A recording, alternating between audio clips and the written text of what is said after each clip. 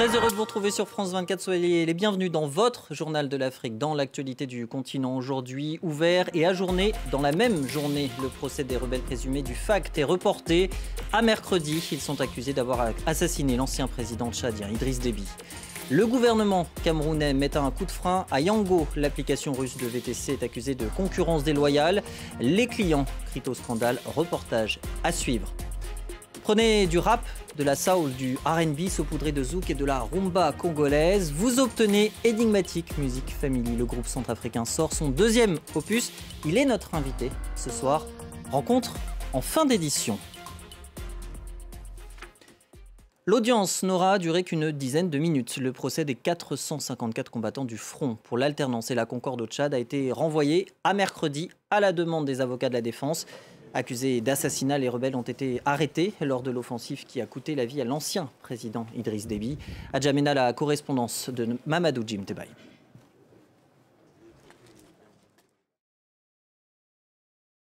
À peine ouvert, déjà ajourné. Près de 2 ans après la mort du maréchal Déby, le procès des éléments rebelles du Front pour l'alternance et la concorde au Tchad, le FACT, accusé d'avoir tué l'ex-président, s'est ouvert ce lundi à huis clos dans la maison d'arrêt de Klessoum, située à une vingtaine de kilomètres de N'Djamena. 454 rebelles sont accusés notamment d'actes de terrorisme, de mercenariat, d'atteinte à la sûreté de l'État et d'assassinat du président de la République. Ils risquent la prison à perpétuité. Mais la séance du jour a d'ores et déjà été reportée à mercredi prochain.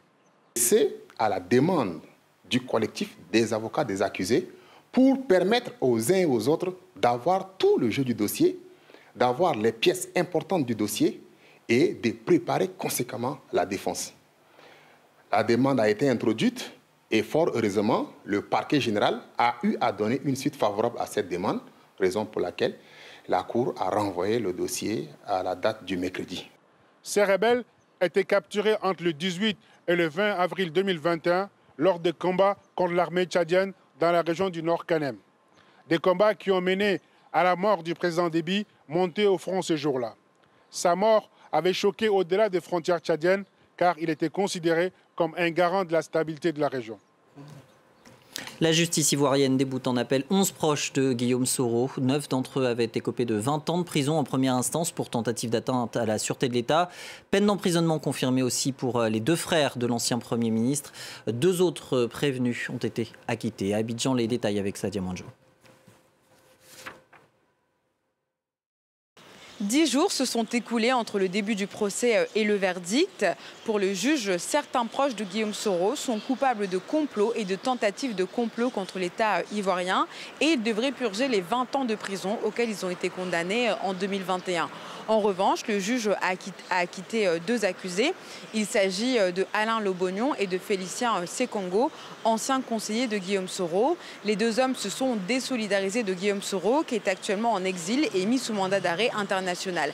Alain Lobognon et Félicien Sekongo se sont récemment rapprochés du parti au pouvoir. Pour les avocats de la défense qui le clament depuis le début, cette décision montre bien qu'il s'agit d'un procès politique.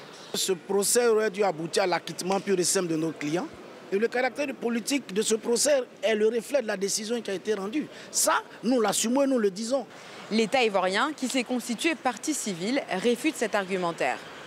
Nous sommes satisfaits au regard de ce qui a été dit, de l'environnement auquel nous avons assisté, à savoir que ce procès était une machination politique et qu'il s'agissait d'une manœuvre de nature effectivement écartée des adversaires politiques ou bien alors à faire dissoudre un parti politique, mais ce qui n'est pas vrai. Les accusés ont maintenant 15 jours pour faire recours et se pourvoir en cassation. Des bâtons dans les roues de Yango, l'application russe de VTC. Le ministère camerounais des Transports suspend ses activités. Motif, concurrence déloyale pour les chauffeurs de taxi classiques. La société est installée depuis 2 ans au Cameroun et rencontre un franc succès. Reportage France 24 signé Marcel Amoko et André Yakana. Yango, une application de covoiturage téléchargeable gratuitement qui séduit un nombre sans cesse croissant de Camerounais. Donc vous êtes là dans 5 minutes alors. Ils sont des milliers comme Osiera à avoir adopté Yango, une sorte de Uber, filiale du puissant moteur de recherche russe Yandex, pour leurs déplacements quotidiens. Autour de moi, je vois que beaucoup d'autres personnes utilisent cette application. Yango m'a beaucoup impressionné. J'ai regardé les prix, j'ai regardé le confort et je me suis dit, Ozira, écoute, voilà ton nouveau moyen de transport. Installé au Cameroun depuis 2021, Yango est accusé de concurrence déloyale par les conducteurs de taxi classiques. Une accusation qui a poussé les autorités camerounaises à suspendre depuis le 6 février 2023 les activités de la compagnie russe, laquelle est sommée de constituer un siège, une succursale, un bureau, une représentation ou une co-entreprise au Cameroun et surtout de s'immatriculer auprès de l'administration fiscale.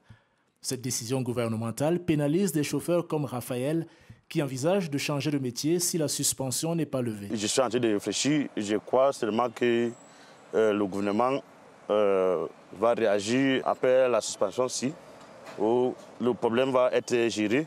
Sinon, moi j'ai réfléchi loin parce que je ne peux pas rentrer de faire du taxi, hein, vraiment.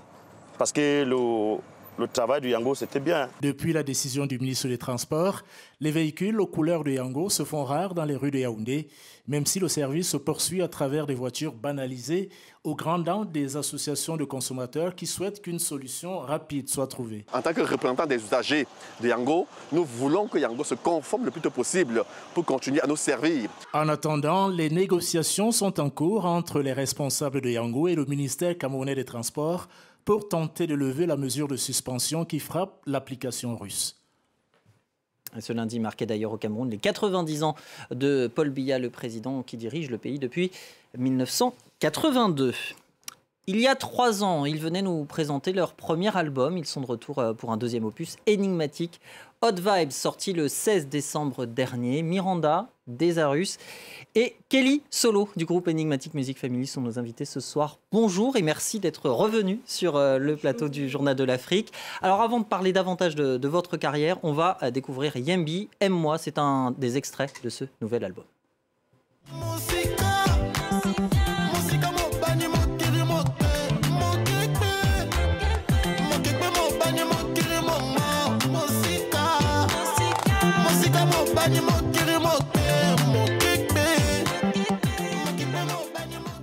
Yembi, Aime-moi en français et le public vous aime, ça c'est incontestable.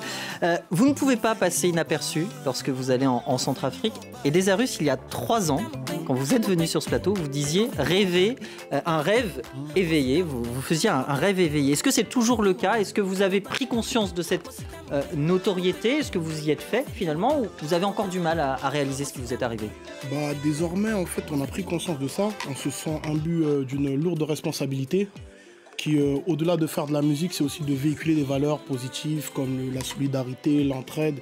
Et c'est tout ce qu'on essaie de faire passer à travers notre musique et notre image sur les réseaux pour essayer d'éduquer un peu la jeunesse centrafricaine et nos fanatiques. Alors parce qu'il faut le rappeler, quand même, tout a commencé il y a près de 10 ans maintenant, en 2014, dans un garage de Villeurbanne, près de Le Lyon, ici en France.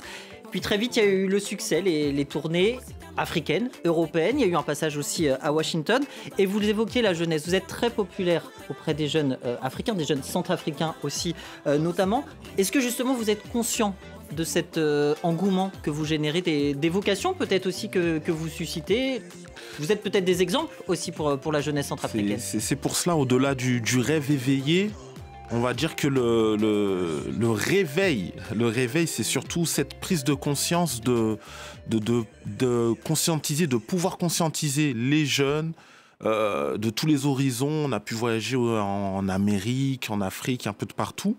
Et on a bien ressenti que les gens attendent vraiment, on va dire, qu'on leur apporte cette joie, ces mélodies chaleureuses que vous allez retrouver même dans l'album Enigmatic Hot Vibe. Donc oui, voilà, c'est... Et ces sonorités, ce sont celles du rap, du R&B, du zouk, il y a de la rumba congolaise aussi. Et c'est en cela que cette musique, elle est énigmatique finalement, puisque c'est aucun genre en particulier et un peu tous les styles au final. En fait, c'est un brassage de plusieurs styles. C'est vos origines, vos racines. Ouais, nos origines, nos racines, la musique qu'on a écoutée étant petit, et voilà, c'est ce qu'on essaie de mettre en exergue dans notre album Hot Vibe. le dernier. Alors Hot Vibe, il y a une notion d'amour là encore, hein, comme dans Love Stories dans le premier. C'est assez pimenté, hein, pour reprendre justement l'un des titres piment de cet album. Vous avez tenu aussi dans un des titres, d'ailleurs qui s'appelle Sango, à chanter en Sango, la langue nationale de Centrafrique. Là aussi, c'est important de montrer vos attachements à vos racines. Et pourtant, vous n'avez pas fait d'album en entier en Sango, par exemple. Vous avez gardé du français, En fait, le Sango, vous savez, on qualifie nos langues africaines de vernaculaires. Donc on a essayé de mettre du Sango et des langues aussi en français, en anglais, pour que ce soit plus véhiculaire. C'est ce qu'on essaie de faire. Et puis c'est comme ça qu'on parle à la maison. À la maison, les parents nous font des phrases en français et finissent en Sango. Donc voilà, c'est vraiment notre musique, c'est vraiment notre identité. C'est vraiment comment on est. C'est ça qu'on essaie de présenter au public. Alors, au regard de ce qui se passe en Centrafrique, le contexte sécuritaire, les relations avec la France, on ne va pas y revenir, mais est-ce que vous vous sentez quelque part investi d'une certaine mission, quelque part, auprès des Centrafricains, ou pas du tout? Est-ce que vous dites c'est politique, ça ne nous regarde pas, ou au contraire, non, on est jeune, on fait de la musique, on a quelque chose à faire passer? Nous, on se sent là d'aller parler aussi à la jeunesse. On se sent parce qu'on est victime de cette biculturalité quand elle est mal vue, parce que nous, notre enfance c'est la France, nos origines c'est la Centrafrique, donc on ne peut pas renier notre main gauche et notre main droite. On essaye de rapporter ce qu'il y a de plus positif et pour édifier la jeunesse, de ne pas avoir peur de l'inconnu, de ne pas se laisser manipuler et aussi de faire confiance, voilà, parce qu'énigmatique on arrive. Vous considériez comme des ambassadeurs de la culture centrafricaine, ou c'est un petit peu... En tout cas, on va dire au niveau de la musique, je pense que quand même on joue quand même un certain rôle, on a quand même une certaine facilité de pouvoir voyager, que par exemple d'autres artistes par exemple locaux n'ont pas cette possibilité-là. Donc on va dire indirectement que oui, on est quand même des ambassadeurs culturels, on va dire. On fait voyager, comme il disait Kelly, on fait voyager la langue Centrafrique un peu partout dans le monde, donc ça fait de nous des ambassadeurs malgré nous, mais voilà, on prend la charge et on essaie de bien faire. Eh bien, vous allez justement nous faire voyager. Le temps pour Kelly Solo de s'installer avec sa guitare. Eh bien, c'est le temps pour moi de vous rappeler, chers téléspectateurs, que Enigmatic Music Family sera le 11 mars prochain à Bangui, concert d'ouverture d'une tournée qui va durer. On ne sait pas combien de temps, mais elle va durer. Et vous nous interprétez, je le disais tout à l'heure, Sango, l'un des titres de l'album, l'un des titres en Sango, langue de Centrafrique. On vous écoute. Rendez-vous à Bangui Rock Club le 11 mars. Mimi. Nasango bébé, dis-moi je t'aime en Sango, Vorambina Sango papa. Loin de moi l'envie de jouer, pour toi bébé, je ferai ce qu'il faut. Comme dans les contes de fées, je t'offrirai tout ce qu'il y a de plus beau. Ma plus belle mélodie, c'est toi chérie. Je veux faire de toi ma dulcinée, ton seul amour. Je veux faire de toi ma priorité. Oh la la la, donne-moi ton cœur et ton corps, tu verras qu'on aura des beaux enfants. Je leur apprendrai le sango, je serai ton idéal très charmant. Chouchou, doudou, bien que tenena monina sango, bien que egibianina sango, atazo mayape, asara yape. Merci beaucoup pour ce Sango, donc interprété par les membres d'Enigmatic Music Family. Prochaine étape, donc le 11 mars au Bangui Rock Club pour la tournée. Merci à vous d'avoir été les invités de France 24 ce soir du Journal de l'Afrique. Prochaine édition dans quelques minutes avec le reste de l'actualité internationale. Restez avec nous.